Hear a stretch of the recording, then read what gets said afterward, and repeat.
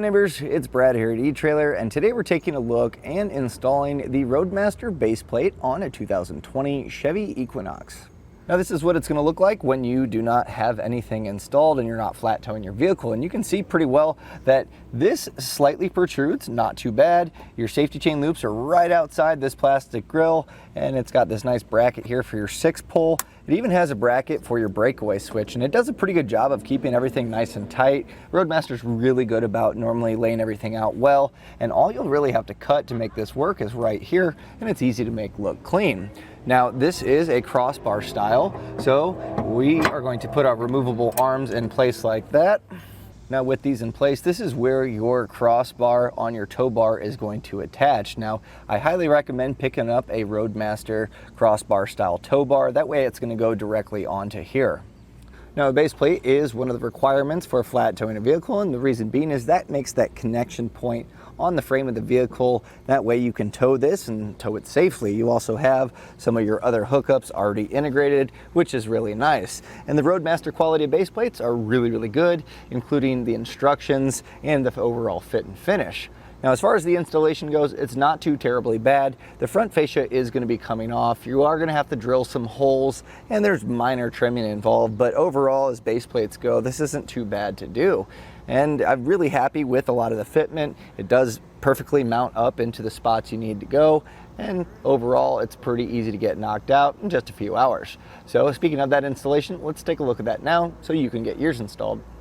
Our installation is going to require taking the fascia off the vehicle, and to start that process we're going to come up once we have our hood open and find that we have 3 T15 screws on each side, and we're going to go ahead and get those removed. Now this is a small Torx bit here, so I suggest using hand tools. These can kind of strip out fairly easily. And during this whole process, I highly recommend having a nice place to organize all your hardware. It's going to make reinstallation a lot easier and just kind of go back a little bit better.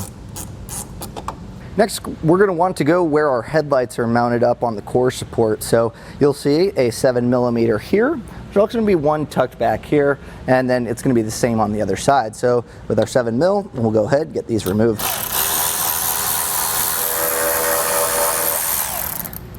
Next, we'll head over to our wheel well, and we're going to find that we have 5 T15 screws along here. We're going to go ahead and get those removed. We're also going to be doing this on the other side as well. So once we get these 5 out, we can go ahead and repeat that same process. Now, if you don't have a small T15 and you're having trouble getting to this, if you're still on the ground, you can absolutely just turn your wheel, and that'll give you a little bit more access here.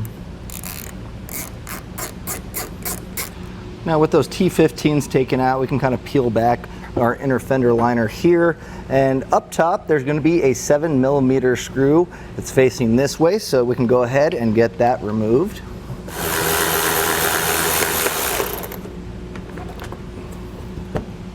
Now in front of the tire underneath, we're going to find that we have 4 7mm screws attaching this air dam here to where our fender liner is, so we're going to want to go ahead and remove those.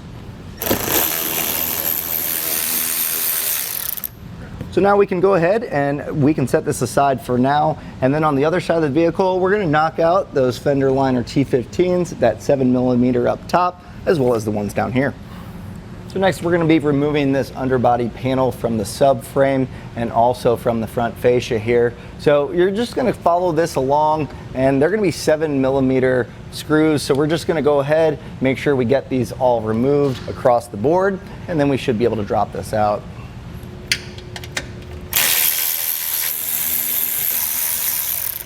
So now we should be able to just take this and we can set this aside for now. So now's a good time. You might want to grab an extra set of hands because we'll be removing our fascia, but before then I'm going to just put some painter's tape along our seam here, and that's just going to make sure that when we're removing it and also reinstalling it, that as this will kind of rub against each other, it's not going to scratch it. This just kind of gives us a little bit of protection and a fighting chance just to make sure we're not damaging our vehicle in the process.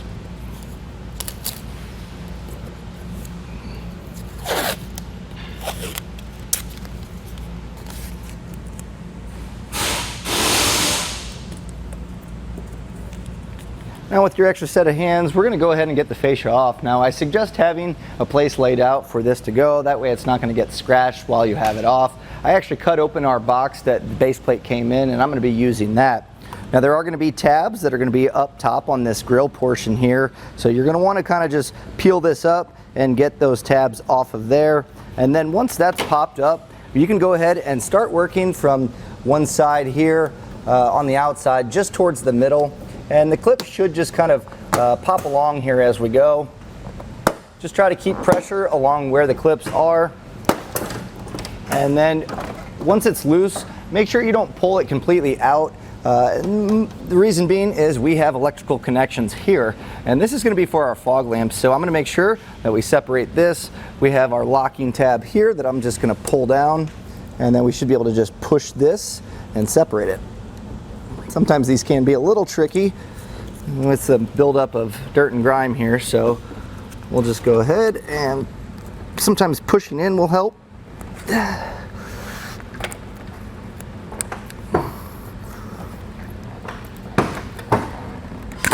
There we are.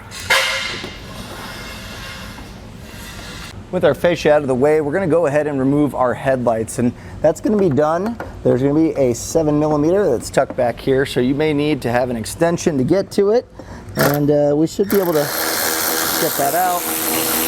So now we should be able to get our headlight out here.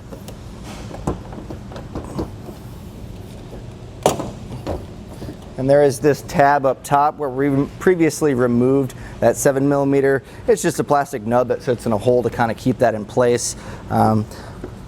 We also have a 7mm here on the side. So I'm going to go ahead and get this one taken off. And this also has a plastic nub here that just kind of keeps that in place. So you can kind of just peel that back a little bit, and then we can go ahead and unplug our headlight. And that's just going to have this locking tab just like we had previously on our electrical connector. So just push that up and then pop that out. We can set our headlights aside. Now in the instructions, they say that the 22 and newer models, you need to drain and remove this. This is the 2020, and as I'm kind of looking at it, I think we'll still have to do it. So I'll let you know after. If maybe we find a way that you don't have to, I'll let you know, but it does kind of look exactly the same as the 2022, so we're more than likely going to have to take this off. Before we get there, we're going to want to loosen up our ambient air temperature sensor, and you can kind of just push in these clips here. You can see these tabs, so if we just push these in, that's going to allow this to be loose, and we should be able to just kind of snake that through, and we can kind of just set it up here for now. Now, the instruction manual will also say that we need to drain our reservoir, and there's a decent amount of fluid in here, so it might get heavy. I'm going to attempt to try to salvage this to not have to drain it. We're going to be removing 10mm hardware, so we have one tucked back here, one up here. There's also going to be this nut here, and we also have one up here. So if we get those loose, we're going to want to make sure that we kind of support this because it is going to be heavy, and we might need to unplug some of our sensors, but I'm going to try to get this out of the way and keep all of our fluid in there. So these are going to be 10mm. Go ahead and start removing these, and I'm going to leave the nut last. That way it has a stud to rest on.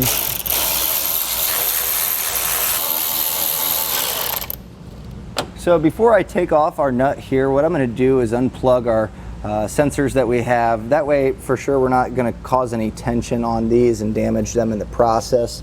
So it looks like we have 3 clips here that we're going to want to separate. Now to get this one to separate, just be gentle here. I just kind of put a flat head, slotted it through there and lift up, and once you hear that pop, you should be able to separate that one. This one has a locking tab just as we've seen on some of our previous ones. And then this one is going to be similar to the one down below, so we'll just tab that up. And I'm going to go ahead and support our washer reservoir here. I'm going to put a cam buckle strap to kind of just cradle this, that way it's not going to drop out, and then we can take this off and we'll have it loose. We can kind of move this out of the way. Now that we have it supported, we'll go ahead and get this one taken off. We should be able to just kind of slide this off here, And you can see it would drop if we didn't have it supported, but this is going to gain us access to be able to get everything bolted up. So I'm going to kind of just leave this off to the side, and if we need to, I can go ahead and run a zip tie or something to kind of keep this out of the way for us. Now on our passenger side, if we kind of look where our frame goes to our bumper brace, we're going to see that there's a ground screw down here with a nut on it. Now that's going to be a 10 millimeter, and they want us to rotate it to gain clearance for when we bolt up our main receiver. So I'm going to just loosen this up. Not exactly sure where they want it, but we'll know once we get this up. So I'm going to leave this loose. We want to make sure that we come back and tighten this up when we're done though. And basically just allow that to be able to swivel. It is kind of a tight spot here.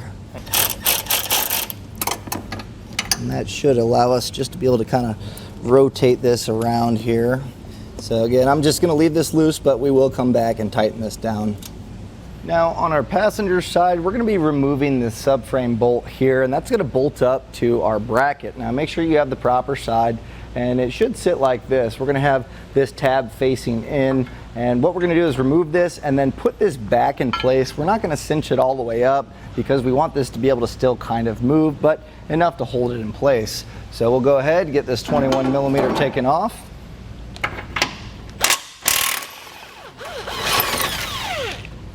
Grab our bracket.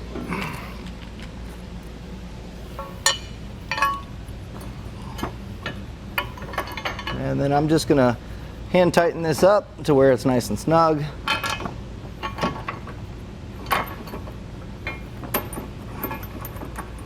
But also still have a little bit of room to kind of wiggle this around.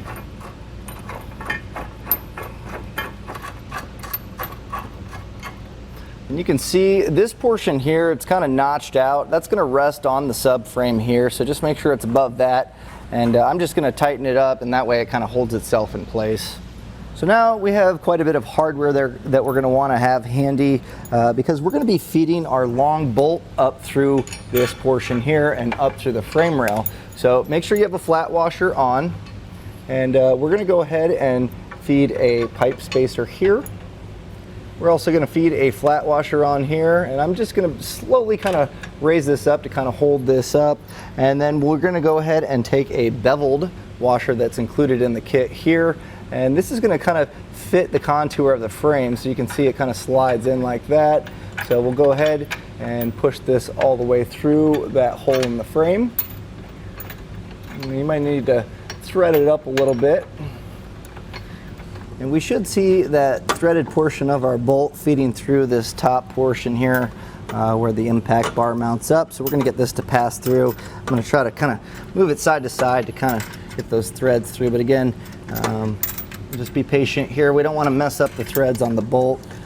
Then on top, I can see why they had us loosen up that ground screw now, and that's going to gain us a little bit more access to put our beveled washer here. And so again, contouring with the frame or the bumper support here, we're going to kind of set this here, and it's going to be a little tricky, but I might be able to feed it from up top.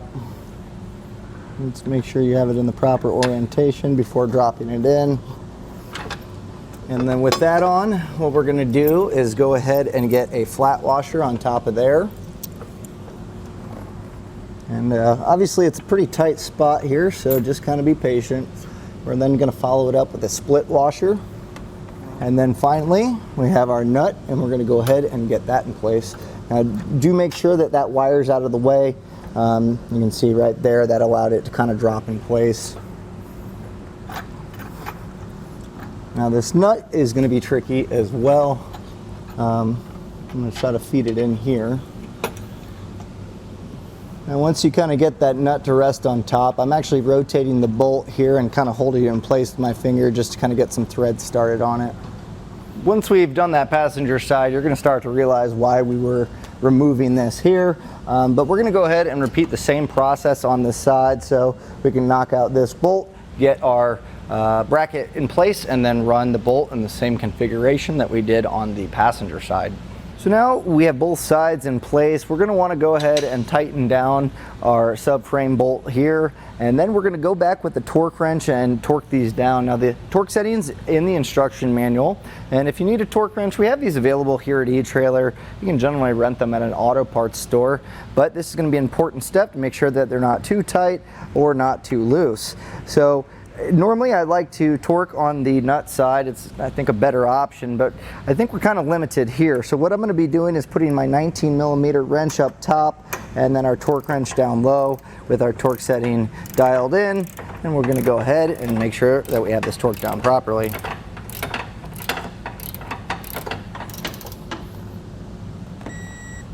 So now on each side, we're going to be drilling out some holes, and now that this is bolted up, it's going to give us a nice template here of where we're going to want to be drilling. So there's 3 here, and what I suggest doing is having one of your bolts handy. That way you can test to make sure that it's able to pass through all these and that they're nice and cleared out. Now they do suggest drilling towards the frame. We don't want to go too far into the pinch weld being low, so kind of go at an upward angle, and we should still be able to get our hardware in pretty easily.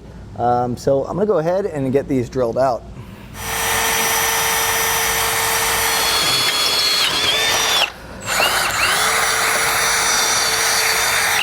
So now we're just going to test to make sure that this fits in there, and it does. So I'm going to go ahead and drill out our other 2, and then we can get our hardware in place.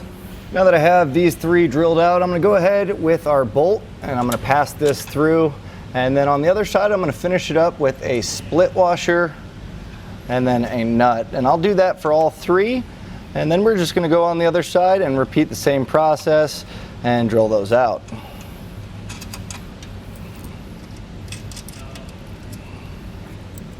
Now, as far as moving our reservoir, I'm just going to kind of tilt this to the side.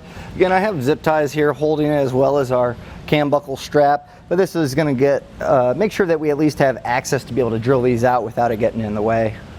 So I've gone ahead and gotten our hardware in place. I haven't tightened it down yet. We're going to wait to get the other plate on, but what we're going to want to do is trim this portion here. I've gone ahead and marked it out in yellow, and it's going to be identical on the other side. So I'm just going to use a razor blade here, and I think this will cut through it pretty clean. Now it does get to be like a hardened plastic almost here, so just kind of follow the line and just make your way down here, making it nice and clean looking. And if you need to, you can use a different cutting method. As far as shears, that might work well. This part is also hardened plastic, so I'm going to swap over to my shears just to make it a little bit easier. Now we can go ahead and repeat on the other side. So now with an extra set of hands, we're going to go ahead and get our crossbar in place, and I'm going to have my hardware ready too. So we're going to line it with the plate. The crossbar is going to go on the inside here. So just to kind of get this in place, to get the rest of our hardware in, what I'm going to do is put our bolt with a flat washer through here, and then we're just going to follow it up and just hand tighten on a split washer and then our nut.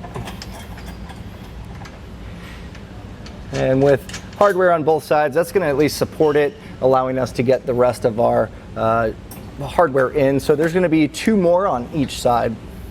And once we have all of our hardware tightened down by hand in place, what we're going to do is go back with our torque wrench, and we're going to be torquing down the smaller bolts that we drilled through and passed through, and then these as well. Now they do have different torque settings, so refer to your instruction manual when torquing these down. Now again, when possible, I'm going to try my best to torque on the nut side, but sometimes it's going to be tricky, especially trying to get a wrench against this frame rail. So do the best you can and just make sure that you are torquing all of them.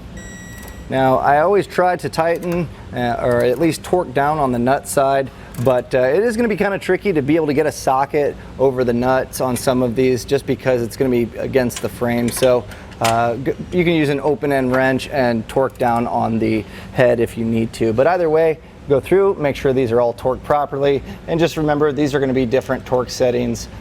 These 3 will be obviously different than these, so adjust accordingly.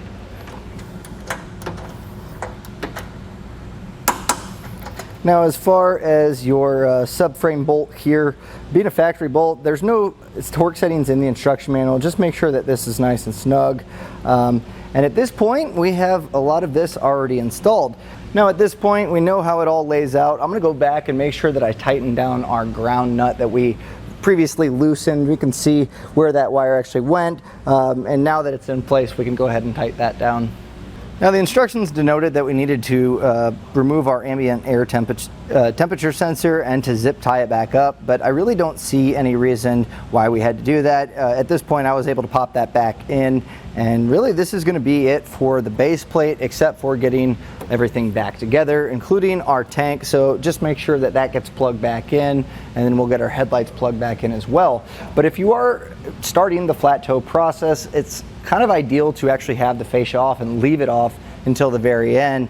And the reason being is you're going to be running a lot of wires that are going to go up to your 6-pole, and this just makes it a lot easier to route this cleanly. So we actually leave ours off during the installation process. So once I get everything finished up on the flat toe components, I'm going to actually come back and show you how to trim this fascia to get it back on. Now I've gone ahead and got all of our flat toe components installed, and it's important to make sure that you don't have your 6-pole actually wired up yet, because the mount's going to actually have to pass through here. So just make sure that you have just bare wires there, and we're going to go ahead and just mock this up to figure out where we need to trim. So now we can see with this mocked up, I've actually just put 2 screws up top to hold it in place, and it's not going to completely snap into the side. That's because it's obviously making contact here, but that's going to let us know exactly where we need to cut. So what I'm going to do is just take a paint marker here and just going to make some cuts here, or some lines here, so we know where to cut. And as far as cutting this plastic, you can get away with shears, or Dremel works really well. So we'll just notch this out. We'll do the same on the other side. Then once we make our cuts, we can go ahead and mock this back up. Sometimes it's actually easy to, I'm going to grab my shears here, and while we're holding this up, just kind of trim, and that way we know for sure that it's going to fit, and we don't have to take the fascia on and off. So with my shears, I'm just going to kind of hold it in place here and cut where we made those marks. And that should allow us to really kind of cinch this in place once we have both cut out, and we can always trim more as necessary.